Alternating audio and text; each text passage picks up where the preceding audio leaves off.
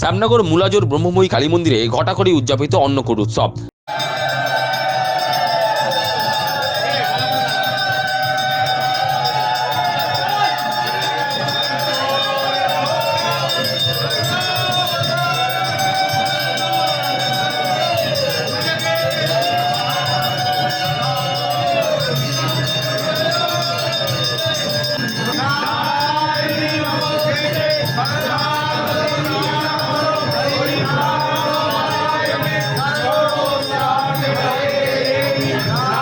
গঙ্গার তীরবর্তী সাধক রামপ্রসাদের স্মৃতি বিজড়িত শ্যামনগর মুলাজোর ব্রহ্মময়ী কালী মন্দির 250 বছরের অধিক প্রাচীন। গত বছর থেকে এখানে শুরু হয়েছে অন্নকূট উৎসব।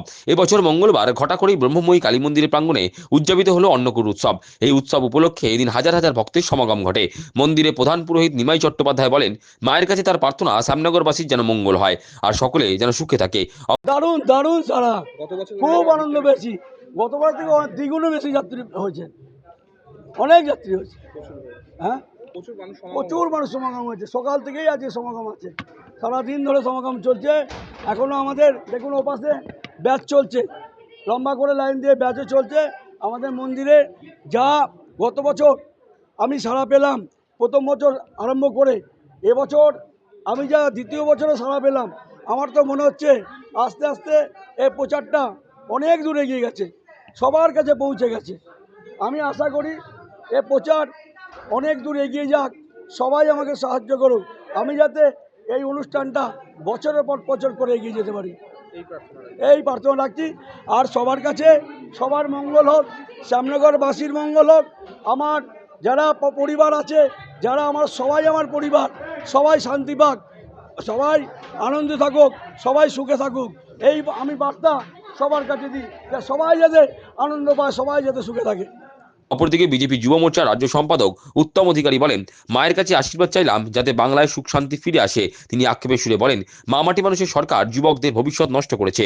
মায়ের কাছে তার প্রার্থনা যুবকদের যেন মা রক্ষা করেন, পাশাপাশি শক্তিমা যেন বেকার যুবকদের কর্মসংস্থানের সুযোগ করে দেন। এটা তো আমাদের এই সমগ্র ব্যারাকপুরের একটা ঐতিহ্য এবং আস্থার জায়গা। মুলাজোর কালীবাড়িতে যে অন্নকূট হয়, এর সাথে লক্ষ লক্ষ ভক্ত বা কোটি কোটি ভক্তদের আস্থা জড়িয়ে আছে। সেই জন্য আমরাও দর্শন করতে এসেছিলাম, মায়ের দর্শন হলো, মায়ের অন্নকূটের প্রসাদ আমরা গ্রহণ করলাম এবং আশা করি মা কালীর আশীর্বাদে এই অঞ্চলে শান্তি, সমৃদ্ধি এবং সুখ এবং শিল্প সবই ফিরে আসবে। মায়ের আশীর্বাদ সবসময় ছিল, আগামী দিনেও এই অঞ্চলের মানুষের জন্য থাকবে, এটাই আশা করি। মা পশ্চিমবঙ্গের যুবকদের ভবিষ্যৎ রক্ষা করার দায়িত্ব আমি বলবো এখন মায়ের, কারণ একজন মা মাটি মানুষের নাম করে যে যুবকদের ভবিষ্যৎ খারাপ করেছে, বর্তমানে সেটা শুধরানোর দায়িত্ব মা কালীর, এবং মা কালীর কাছ থেকে আমরা সেই আশীর্বাদই চাই।